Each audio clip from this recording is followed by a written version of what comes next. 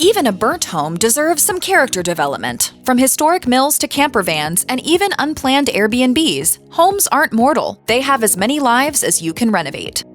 The pilot episode of Gut Job with Kate and Darren Mancuso delivered a dramatic transformation of a fire-damaged house. The couple agreed that most investors wouldn't consider such a damaged home, but it was right in their wheelhouse. The two wanted to transform the 2,700-square-foot house from a duplex layout back to a single-family home and demolish and rebuild a two-car garage. The Mancusos chose this home for a combination of the extremely low $100,000 sale price, the location in charming Lakewood, and the square footage. The remodel and flip was a dramatic success. The home was completely reconfigured and the team profited $72,000 on the sale. More importantly, they removed an eyesore from a neighborhood with solid property values and won the favor of the community. Kate reflected, "When we get the feedback that we are improving the neighborhood, it really makes us feel good about what we're doing." The premise of the show Bargain Block creates the potential for fabulous transformations. Designer Keith Bynum and carpenter Evan Thomas aim to find Detroit's abandoned properties in dire need of salvation. In Season 1, Episode 8, the team took on one of their biggest challenges, a $5,000 home that was purchased sight unseen through a city auction. Thomas felt that prior to renovation, the house had barely any value, saying, "I would think that this house would be overpriced at $1,000, let alone $5,000. Some of the flooring inside the home had caved in, and the back of the home had no exterior wall. The designers had a rehab budget of $60,000 to bring the abandoned home back to life. Bynum joked, "This is going to be my weird house. Anything you can think of that's weird and crazy in design, I'm going to try to bring into this house." The renovation took about 8 weeks, and the design team added countless unique accents. The most dramatic change was the addition of the large D-shaped window at the front of the home, which also vastly improved the home's curb appeal. According to show realtor Shay Hicks Whitfield's Zillow profile, the house sold for $110,000 in November 2021, which is 22 times greater than the original price. On the show 100-Day Dream Home Rewind, husband and wife designers Brian and Mika Kleinschmidt must complete renovations in less than 100 days, and this team never misses a deadline. The couple took on one of their biggest time crunch challenges in Season 2 when the Kleinschmidts chose to tackle a home that needed to be completely rebuilt to protect it from Florida floodwaters. The homeowner, retired basketball player Adam Hess, made safety the priority, asking for renovations that would lift them clear of the flooding danger zone. Brian and Mika redesigned the 2,500-square-foot concept and moved the living areas above 14 feet, while the bottom floor became symmetrically designed garages and storage. The Kleinschmidts listened to the needs of the homeowners and included a separate wing for their children's space and an additional wing for frequently visiting in-laws. Upon the reveal, Hess and his wife Julia were thrilled at the outcome. I can say this looks exactly how I pictured it. Fixer to Fabulous highlights the design skills of couple Jenny and Dave Mars. They love the community of Bentonville, where their design jobs take place. Jenny told the LA Times, "As cheesy and cliche as it sounds, it really is about the people. Everyone is very welcoming, very open, more so than anywhere I've lived." In Season 1 of Fixer to Fabulous, local couple Adam and Vanessa Maris bought an uninhabitable old mill. Despite the initial state of the home, though, the homeowners wanted to keep the original character of the mill because of its history and importance to the community. After the Marses delivered the finishing touches on the 1,320-square-foot home, it was transformed from unlivable to truly entertainment-worthy. The mill transformation is still one of the design couple's favorite renovations ever. In February 2020, Jenny posted on Facebook, "Remember this historic mill turned fairy tale cabin in the woods? It's still one of my favorites from the first season of Fixer to Fab."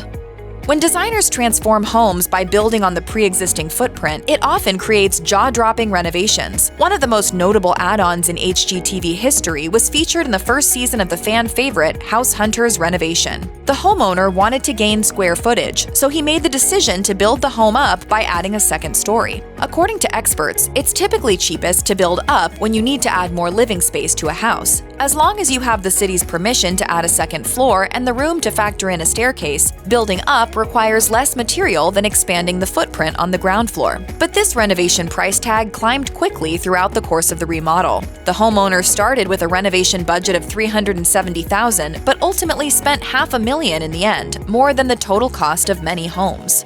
Like in most places in the world, you can buy a really nice house for $500,000.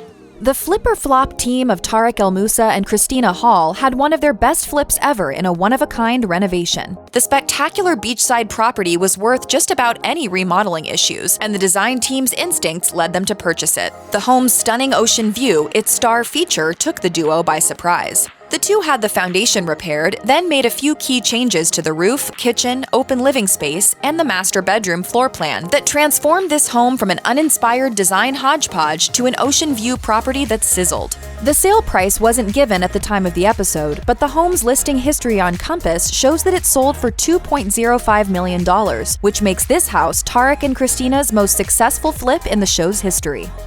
Designer Keith Bynum got a head start on his initial ideas for the house in the Farmhouse and Schoolhouse episode of Bargain Block. He and his carpenter partner Evan Thomas had previously flipped the house next door, so they already knew the street by heart. The team purchased the home for $45,000, and it came with a pleasant surprise, a bonus camper that could also be renovated. Bynum applied a warm and welcoming farmhouse design to the remodeled home and completely changed the home's curb appeal, but kept the massive footprint of the kitchen. The bonus camper also got an incredible farmhouse facelift, and the design team used the same butcher block and wood flooring from the house. Although the camper came with the house, Bynum and Thomas had it listed for sale separately in 2020. On Bynum's Instagram, he posted, "The fabulous camper is listed."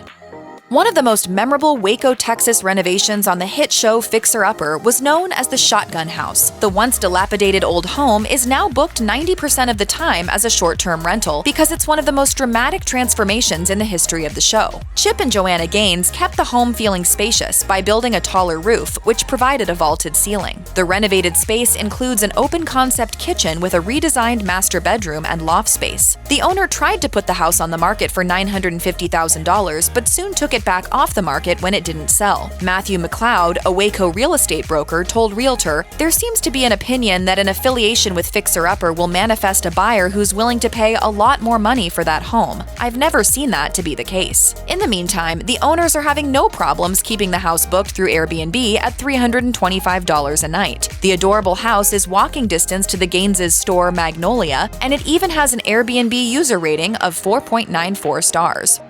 The mother-daughter design team on Good Bones was familiar with the delicate budget dance, but they took a risk by paying their biggest price tag ever of $130,000 for a bungalow that was only 1,375 square feet. As with most craftsman-style homes, the house had an excess of doors and walls, and the design team had to completely reconfigure the home layout. Builders Mina Starsiak-Hawk and Karen Lane also had to improve the structural support of the home, and the exterior needed a full overhaul. The goal for the duo was to put $100,000 into the home and sell it for $300,000 to net a $70,000 profit. The former homeowners appreciated the charm that was left intact. The salvaging wasn't enough to save the budget, though. According to Indianapolis Monthly, the builders went $50,000 over budget. Still, they managed to sell the home for a $30,000 profit.